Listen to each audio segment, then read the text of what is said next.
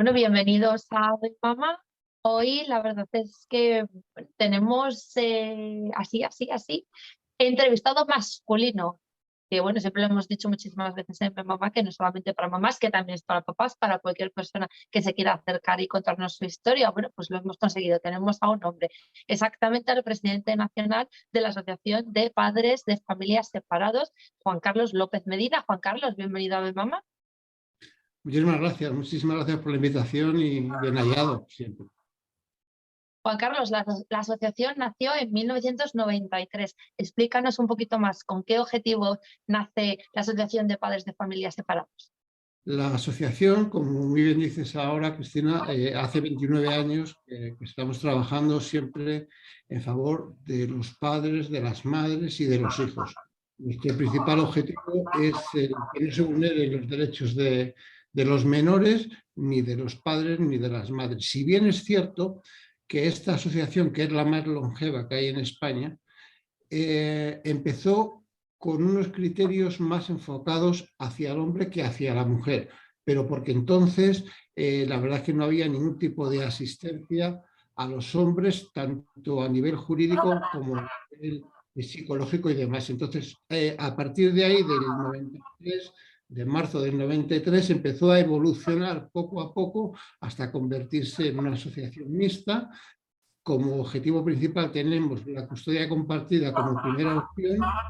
Y bueno, somos casi 22.000 personas las que han pasado por la asociación y seguimos trabajando con la misma ilusión del primer día. Bienvenido, Juan Carlos. La custodia compartida, comentabas, ¿no?, que es uno de los principales objetivos que persigue la asociación, ¿no? ¿Consideras que la custodia compartida es beneficiosa en todos los casos? Vamos a ver, la custodia compartida, vamos a partir de la base que es beneficiosa porque es algo importante y es necesario para el menor. La gente entiende la custodia compartida como un derecho del padre y de la madre, que también lo es, pero el principal derecho es el del menor. La custodia compartida, nosotros siempre hemos dicho que no es un niño con una maleta entre dos casas. Hay muchísimas fórmulas para hacer la custodia compartida y hay también en muchos casos que no es necesaria ni es el objetivo primordial la custodia compartida. A lo mejor hay que hacer una custodia monoparental. Y nosotros también decimos que la custodia compartida no son 15 días en cada casa, sino el principal objetivo es que el menor, que los jueces, que los abogados estudien cuál es las necesidades que tiene el menor y con arreglo a eso se establecen la custodia. También es cierto que nosotros valoramos muchísimo todos nuestros equipos jurídicos y psicológicos. Lo primero que hacen cuando interpretan una sentencia es ver cuáles son las partes de esa sentencia. Y hay dos que son primordiales: la custodia y la patria potestad. La gente está muy confundida porque no sabe distinguir qué es la custodia y qué es la patria potestad. El progenitor que tiene la custodia no tiene la potestad de dirigir la vida del menor. La patria potestad es conjunta casi con toda seguridad en la mayoría de los casos y esa es la que rige el auténtico devenir a partir de la separación de los menores. Pero si queréis de eso hablamos un poquito más adelante. Algunas asociaciones y algunos abogados en ese sentido, ¿no?, están introduciendo el término de custodia progresiva para menores de 6 años, que bueno, seguro que usted nos lo puede explicar mejor, ¿no?, pero es que al principio esté más con la madre, sobre todo en niños lactantes, y progresivamente hasta los 6 años vaya introduciéndose la figura del padre hasta que a los 6 años sea la custodia compartida. ¿Qué opinas de esa vía? Me parece, en cierto modo, es lógico. Vamos a ver, un lactante es absurdo. Vamos a ver, se puede tener la custodia compartida y no necesariamente tiene que ser los tiempos por igual, sino simplemente que, bueno, se establece de cara a un futuro para no tener que andar cambiando la sentencia cada muy poquito tiempo. Y sí que es cierto que cuando son lactantes, pues necesitan más de la figura materna que de la figura paterna. Pero sí que es cierto que ya hay lactantes que pueden ser alimentados con un biberón y por lo tanto se puede establecer la custodia compartida. No es muy, sobre todo cuando hay distancias muy largas, no es conveniente que el niño se desplace cada muy poquito tiempo. Nosotros tenemos compañeros y compañeras que están con una custodia compartida, que hay un tiempo, ese tiempo lectivo, que a lo mejor lo pasan con la madre y las vacaciones la pasan con el padre. Pero también es cierto que en la custodia compartida no solamente entran los tiempos del menor, los tiempos que establecen para estar con cada uno de los progenitores, sino también los gastos que también tienen que ser compartidos. Entonces, bueno, pues valoramos también que la custodia compartida no solamente son el tiempo que están con cada progenitor, sino también los gastos que deben de ser compartidos entre ambos progenitores, teniendo también la particularidad que nosotros lo deseamos, que ambos progenitores abran una cuenta común para que ahí hagan los ingresos necesarios para cubrir las necesidades cuando estén en cada domicilio con el progenitor que sea menester en ese momento. Y en vuestra experiencia con las familias de la asociación, ¿consideras que se tienen en cuenta lo suficiente los derechos y las necesidades de los niños y las niñas, o que se mira más por lo que piensa el padre o la madre? Vamos a ver, las necesidades hoy por hoy, sí es cierto que cada vez se va mirando más porque los jueces lo están valorando de otra manera, pero tanto los hombres como las mujeres pecamos de que miramos primero nuestro interés, nos miramos a nosotros y después, que es lo grave de todo esto, se utiliza al menor. Entonces el menor pasa siempre a un segundo término. Nosotros en la asociación valoramos, lo primero es cuál es el devenir del menor, dónde tiene el domicilio, dónde tiene el colegio, dónde tiene sus amigos, y a partir de ahí se establece la custodia, que es como habría que hacerlo. Y por lo tanto, nosotros cada vez más intentamos que sea el menor el foco y sobre ese foco delimitar todo lo que es la custodia. Pero sí que es cierto, y ahí te doy la razón, Patricia, que todavía se utiliza mucho el hombre y la mujer pues para arrimar el agua a su sardina, como se decir, o sea, llevarlo todo a su terreno y a partir de ahí empezar a distribuir los tiempos con los menores y demás. Y desde la asociación, ¿vosotros apoyáis el proceso, intermediáis de algún modo? ¿Qué recursos ofrecéis a las familias? Nosotros, dentro de la asociación, tenemos nuestros equipos jurídicos, nuestros equipos psicológicos, mediadores y, bueno, pues todo el ámbito familiar se desarrolla, o sea, todo el ámbito, perdón, de la separación se desarrolla a que tenemos los profesionales adecuados para hacerlo.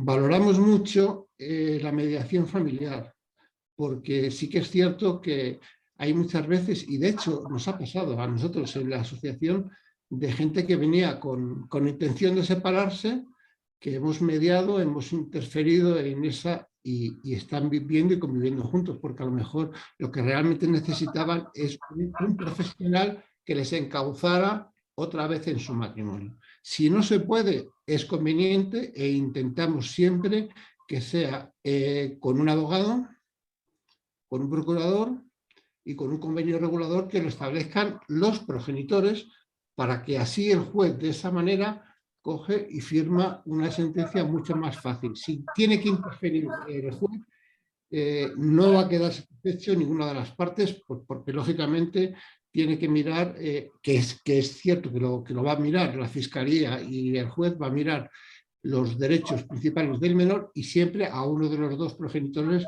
le va a perjudicar, o por lo menos eso es lo que entienden. Entonces, desde la asociación prestamos todos los servicios, tanto jurídicos, psicológicos, mediación y demás, pues para intentar en todo momento que la sucesión, que es desde que te separas hasta que llegas a hacer una vida ya de separados, sea lo menos traumática para todas las partes y principalmente para los menores. Juan Carlos, ¿y pensáis que ahora mismo, en el momento de la separación, es equitativo el reparto de los hijos o, como decías, una de las partes siempre sale desfavorecida? ¿Y cuál sería esa parte? Vamos a ver, desfavorecida salen las dos partes, siempre, porque a la hora de la separación tenemos que pensar que de estar conviviendo juntos una familia a tener que separarse hay un campo que es necesario y se tiene que cumplir. Normalmente en las separaciones, por lo menos hasta ahora, la parte más perjudicada siempre ha sido el hombre. ¿Por qué? Pues porque las custodias se solían dar a las mujeres y el hombre pasaba a ser un mero pagador. Pagador, una pensión de alimentos, en algunos casos que hay veces que es necesaria una pensión compensatoria, y se establece que cada 15 días, un fin de semana alterno y una semana, 2 días a la semana, 2 tardes a la semana, puedas ver a los hijos. Entonces, la parte más perjudicada en este caso suele ser el hombre, que todavía se establece que sea el hombre en este caso.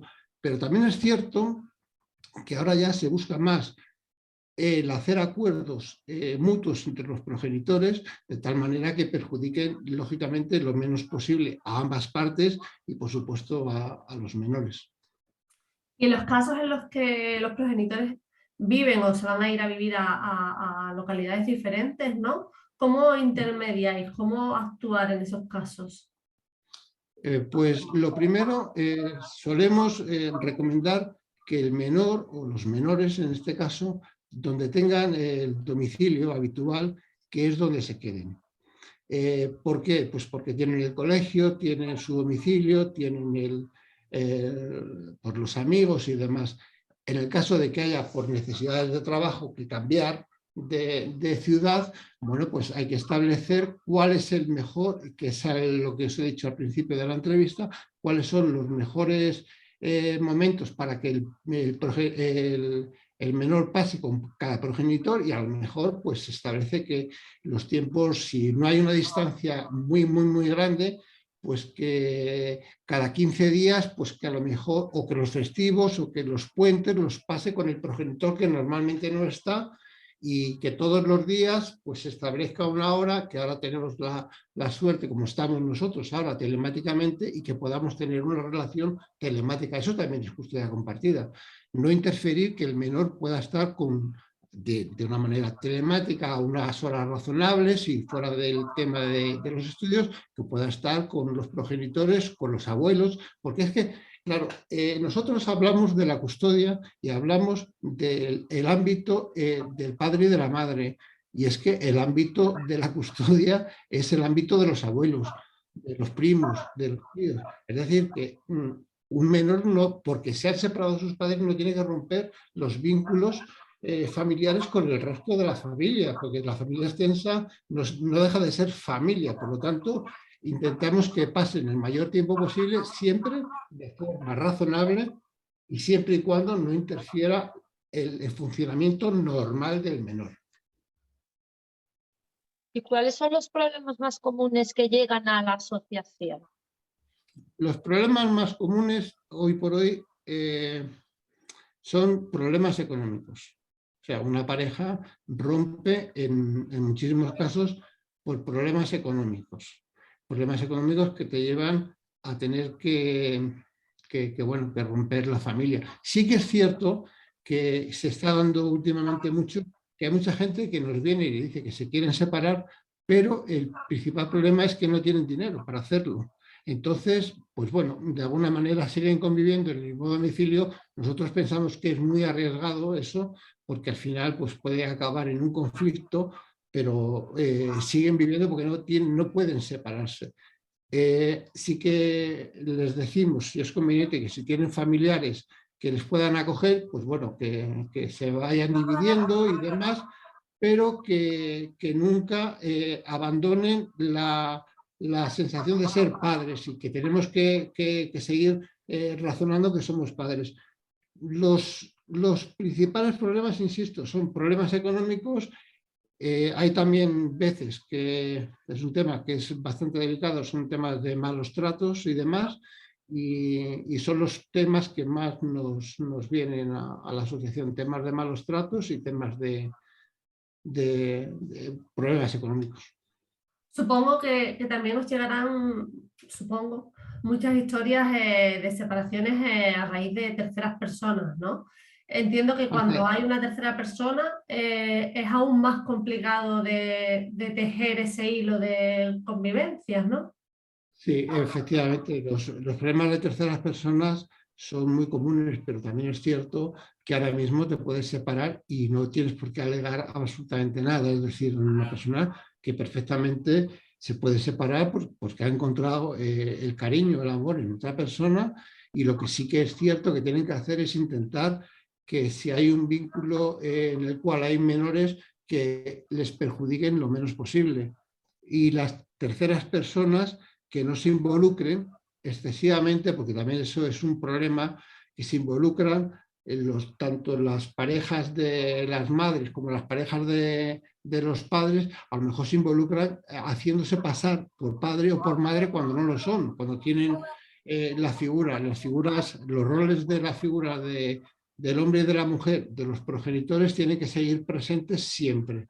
Entonces, cuando hay terceras personas, se pueden romper los vínculos matrimoniales. Es conveniente decirlo cuanto antes, sentarse, conversar. Y yo soy de los que, si los menores son unos chavales que ya pueden entender la situación, sentarse con ellos, plantearles la circunstancia, que a partir de ahora vamos a vivir de esta manera. Papá y mamá o mamá y papá os van a seguir queriendo igual, pero esta es la nueva forma de vida que vamos a tener. Si se les plantea a los chavales, pues les será mucho más fácil asimilarlo, porque uno de los problemas más grandes que hemos tenido siempre y que seguiremos teniendo es que cuando se separan los progenitores, los chavales, los hijos, muchas veces se creen los culpables de la separación de los padres, porque se ven totalmente solos, se ven desamparados, se utilizan, porque a los menores se les utiliza a la hora de la separación, y por lo tanto, pues si lo podemos evitar, ganaremos muchísimo. Y si antes de llegar a ese conflicto les planteamos a los niños qué es lo que vamos a hacer, los chavales lo van a entender muchísimo mejor, lo van a asimilar y van a hacer una vida pues perfectamente normal. Eso nos lleva también, ¿no?, a un tema del que últimamente se ha hablado mucho, ¿no?, que es el de la alineación parental. ¿Cómo lo explicarías, digamos, para que se entienda, y cómo trabajar contra eso? Vamos a ver, la alienación parental hoy por hoy es un problema bastante serio. Tenemos un problema añadido a la alienación parental, y es que tanto el Ministerio de Igualdad como el Consejo General del Poder Judicial no lo tienen tomado como referente, es decir, como si no existiera. Entonces, el síndrome de alienación parental, que existe, porque existe, es, para que nos entendamos, que uno de los dos progenitores le come el coco, si me permitís la expresión, al niño o a la niña, para que odie a la otra parte.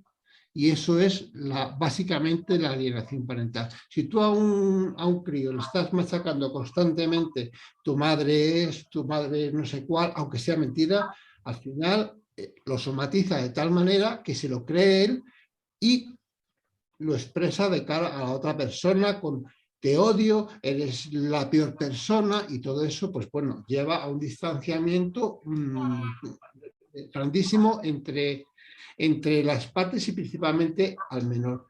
También es cierto que la alienación parental, la forma más lógica que hay de tratarlo es con profesionales de la psicología, y siempre acudiendo desde el punto de vista que las dos partes tienen que estar de acuerdo para poder acudir a un psicólogo. Si una de las dos partes no está de acuerdo, tiene que ser el juez el que determine que tiene que ir a un profesional.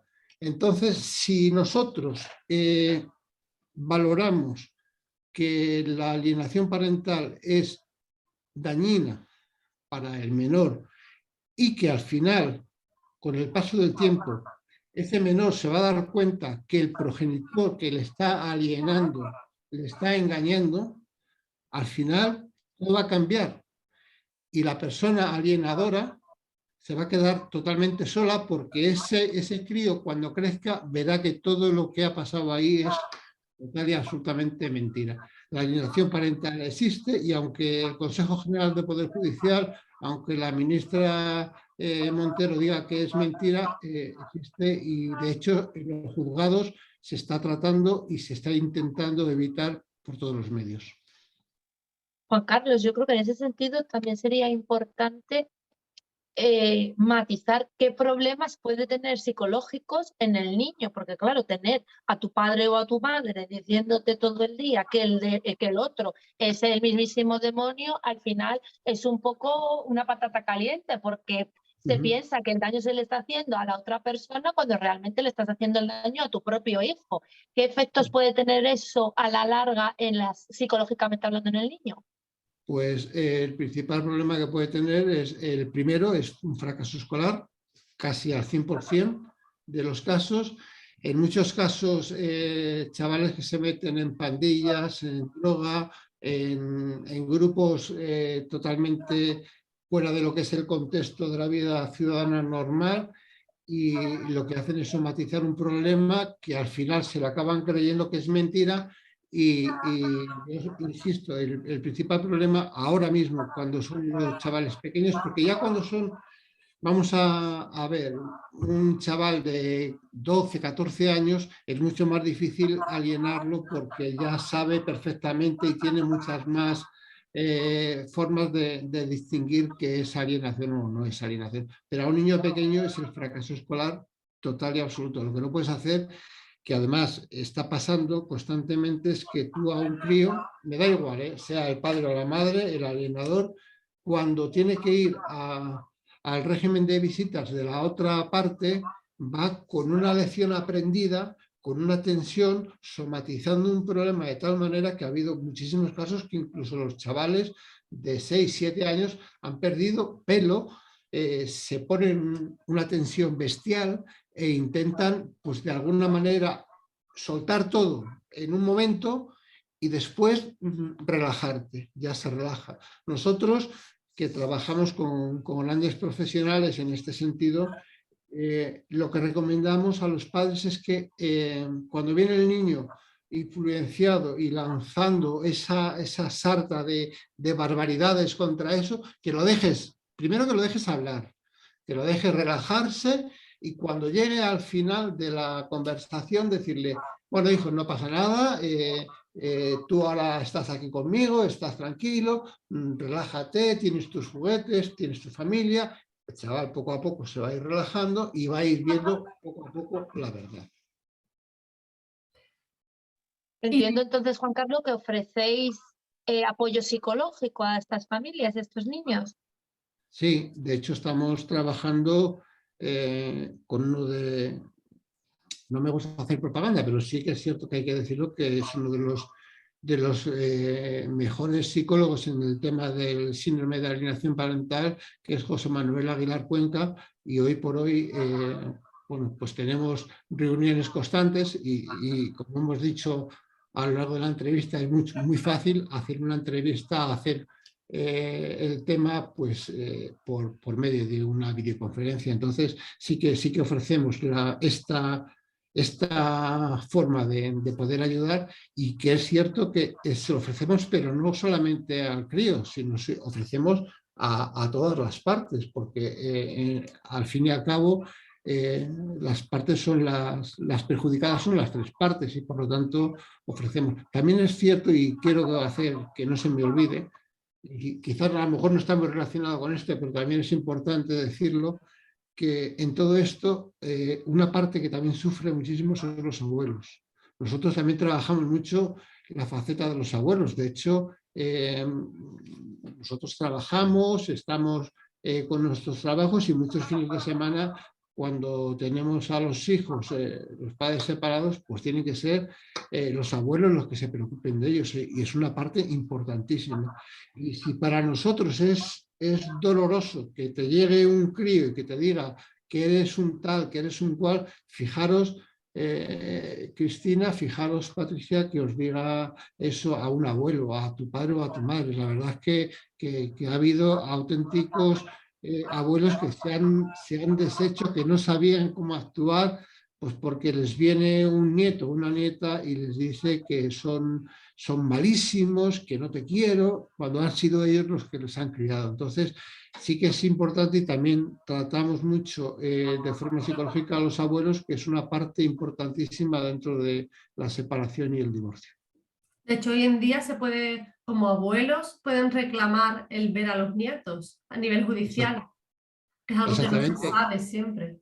Sí, exactamente. Es una faceta que la gente desconocía, y los abuelos pueden reclamar la custodia de los menores, pues por los diferentes motivos que puedan surgir, o porque el padre está fuera por cualquier cosa o lo que sea. Y de hecho, en las sentencias, antes no se ponía, porque tampoco, yo creo que tampoco era estrictamente necesario, pero ahora ya hay muchas veces que los que recogen realmente a los hijos en los cambios son los abuelos. Entonces se especifica, y se especifica que a lo mejor pues por temas de trabajo o no pueden estar con el padre o con la madre en el régimen de visitas, y son los abuelos los que tienen establecido un régimen de visitas, además por vía de sentencia judicial. No, nos comentabas al principio, y ya con esto también vamos concluyendo, que la asociación ha evolucionado a medida que ha ido evolucionando pues, los convenios, ¿no? ¿Cómo considerarías, o a tu percepción, que ha evolucionado la figura del padre? Vamos a ver, el padre hace 40 años era la típica persona que llegaba a casa, le tenían que traer las zapatillas, le tenían que traía el dinero, y bueno, era la figura que trabajaba. La madre era la figura que trabajaba en casa, que se preocupaba de los hijos y demás. Ahora ha evolucionado que, bueno, pues que gracias a Dios, la gente, los hombres y las mujeres, vamos teniendo ya rutinas muy parecidas. Ambos también, gracias a Dios, trabajamos los hombres y las mujeres, tenemos nuestra propia vida, tienen en muchos casos cada uno su propia economía, y todo va evolucionando pues a una igualdad que, bueno, yo no sé por qué ahora con este Ministerio de Igualdad que tenemos se quiere desmitigar la figura del padre y dejar como que es un criminal. No, hombre, la figura del padre es una figura que siempre ha estado, y que es una figura que hoy por hoy pues, es un criador más dentro del ámbito familiar, y que hay que respetarla. Cada vez hay más igualdad, y cada vez los hombres y las mujeres nos parecemos más en todo, en deberes, en derechos y en todo. Y con los hijos, pues cada vez tenemos que trabajar porque la igualdad sea mayor, y que los hijos disfruten por igual de los dos roles que son necesarios, que son el de la mujer y el del hombre, en este caso el del padre y el de la madre. ¿Y crees que los padres, ¿no? Un poco en esa línea que dices, ¿crees que los padres se han involucrado ya al 100% a nivel emocional, mostrando sus emociones y demás? ¿O crees que todavía hay una asignatura pendiente ahí? Vamos a ver, no hay ninguna asignatura pendiente. Hoy por hoy hay mucha, y nosotros tenemos casos de que hay familias que es la mujer la que trabaja fuera de casa, y es el hombre el que atiende las labores domésticas, porque es así, porque no hay... yo, por ejemplo, en mi caso, los fines de semana, pues pongo la lavadora, tiendo, hago la comida si hace falta, las labores propias y normales, pero no hay que verlo como un logro, sino como una obligación, una necesidad que tenemos entre nosotros, no es otra cosa. Y eso va evolucionando cada vez a esa igualdad. No es que seamos o que sea una asignatura pendiente, yo creo que no, yo por lo menos así lo veo. Yo no preguntaba por la parte de la logística del hogar, Sí. sino por la parte emocional, la parte de pues, expresión de los sentimientos, eso, la parte emocional de las relaciones, de la paternidad. Bueno, no entiendo exactamente por dónde vas la parte emocional. Los padres que sí hemos evolucionado hacia No te entiendo la pregunta, perdona, Patricia. Me refiero a, bueno, pues históricamente, ¿no? Las mujeres se han asociado más a una parte más emocional y el hombre ha tenido como una barrera, históricamente me refiero, a la hora de expresar sus sentimientos. Sin embargo, se está evolucionando hacia una paternidad pues más implicada en las relaciones emocionales con los hijos, más afectuosos. Sí, la verdad es que sí, Esa evolución. hombre, sí que es cierto que antes, pues bueno, la relación emocional quizás a lo mejor había un distanciamiento más entre el hombre y los hijos.